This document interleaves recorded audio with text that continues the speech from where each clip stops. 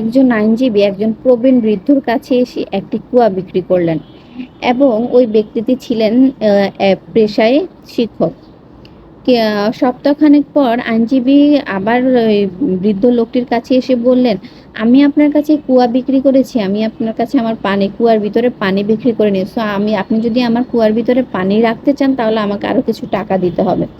এই কথা শুনে সে প্রবীণ বৃদ্ধ লোক কিংবা শিক্ষক যেটাই বলি না কেন উনি বললেন, হ্যাঁ হ্যাঁ, আমিও ভেবেছি আপনাকে আপনাকে সেটাই বলবো।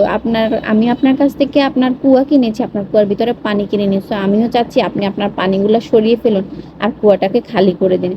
এই কথা শুনে আইনজীবী তো অবাক হয়ে গেলেন এবং দিশা না পেয়ে বা কোনো উত্তর না পেয়ে তখন আইনজীবী তখন বৃদ্ধকে বললেন যে, আমি তো আপনার না না আমি তো আপনার সাথে মজা করছি, জাস্ট মজা করছি যে আপনি কি বলেন সেজন্য। আমি পানি দিয়ে কি করব? পানি সহ এই কুয়ো আপনার কাছে বিক্রি করেছি।